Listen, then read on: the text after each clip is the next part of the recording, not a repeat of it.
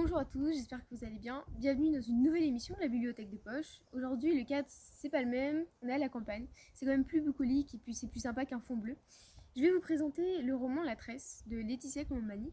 C'est un roman que j'ai adoré, je crois que c'est un des plus beaux que j'ai lu et vraiment j'ai versé ma petite larme à la fin, c'est magnifique.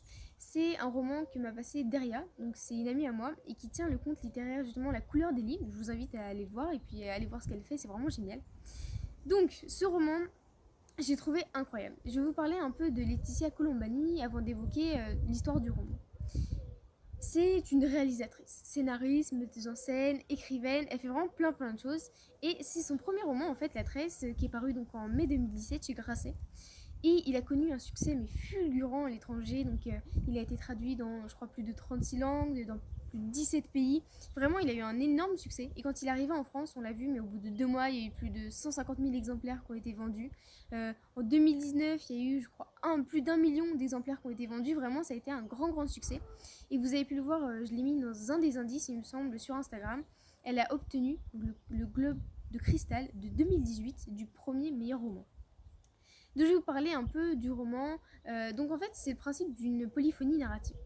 Je vous en ai déjà parlé, c'est le principe de trois personnes qui racontent, enfin ici trois personnes, mais sinon on peut y en avoir plusieurs. Là, c'est trois femmes, trois histoires et trois continents. La première femme, elle vit en Inde. Donc elle s'appelle Smita et c'est une femme qui fait partie du clan des Intouchables. C'est pas un truc de super-héros ou quoi que ce soit, c'est un truc assez misérable en fait. C'est un clan qui, globalement, va ramasser les excréments des gens qui vivent à la campagne. À la campagne, il n'y a pas trop de toilettes et ils vont dans des endroits d'espèces de fosses. Et le but des personnes qui vivent dans ce clan des Intouchables, c'est de ramasser les excréments avec leur panier.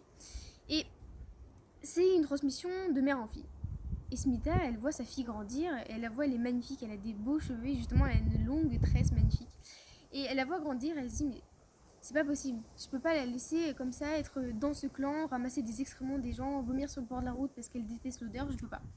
Et elle va se rebeller, elle va se dire, allez, je l'envoie à l'école, je veux qu'elle ait un bel avenir, je veux qu'elle évolue pas comme moi. Et elle va l'envoyer à l'école, sa fille va être battue, va être frappée parce qu'elle fait partie de ce clan, et ça, elle va pas se le pardonner. Et donc, elles vont partir en ville à la recherche d'un nouveau destin.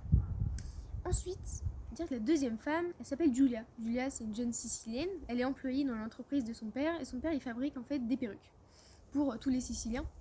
Et un jour, alors qu'il fait une tournée, il va avoir un accident de Vespa, et il va tomber dans le coma. Et elle va être perdue. Entre-temps, elle va rencontrer un jeune Indien. Petit lien avec la première histoire. Elle va rencontrer un jeune Indien qui s'appelle Kamal. Et elle va en tomber éperdument amoureuse. Ça va l'aider un peu, la soutenir dans cette dure épreuve de sa vie.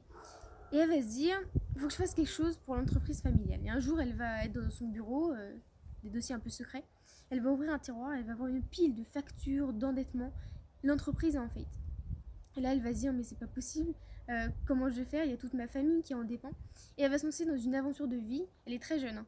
Et elle va se dire, faut que je sauve l'entreprise au nom de mon père et au nom de ma famille. Et enfin, la troisième histoire, c'est celle de Sarah. Sarah, c'est une avocate qui est très renommée. Vraiment, elle est au Canada et elle est très réputée. Elle va justement être promue à la tête de son cabinet d'avocat. Elle vit que pour les plaidoiries, elle vit que pour les tribunaux, elle a laissé sa famille de côté, elle a tout laissé de côté, elle passe ses week-ends à préparer ses dossiers. Et un jour, elle a un rendez-vous médical et on lui dit qu'elle est gravement malade, qu'elle va avoir un cancer du sein. Et sa vie bascule. Elle va dans une sorte de descente aux enfers et son boss va lui dire, t'as quelque chose, t'as un problème, reste de côté. Et il va nommer un homme à la tête de ce cabinet. Et pour elle, c'est toute sa vie qui s'effondre et elle va se battre pour exister, battre euh, pour, euh, pour exister auprès de ses enfants et puis se reconstruire une nouvelle vie qui n'est pas basée sur ce travail où c'est très misogyne et c'est très injuste aussi. Donc voilà, elle va se battre pour exister. C'est le destin de trois femmes, de trois histoires sur trois continents qui sont vraiment bouleversantes et c'est un peu des trois leçons de vie. Et ce qui est sympa comme dans la polyphonie narrative, c'est qu'on retrouve des petits indices dans chaque histoire. Par exemple, pour celle de Julius avec l'Indien qui va avoir le lien avec la troisième histoire.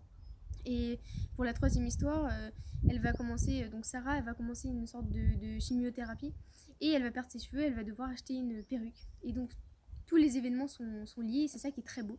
Donc c'est un roman, je vous le conseille énormément, il m'a vraiment beaucoup ému. Donc c'est La Tresse de Laetitia Colombani. N'hésitez pas à liker, à partager, à commenter et dites-moi dans les commentaires laquelle des femmes vous a le plus plu et quelle histoire vous aimeriez le plus qu'on vous lire ou qu'on vous le raconte. J'espère vous revoir très très vite pour une prochaine vidéo. À très très vite, au revoir.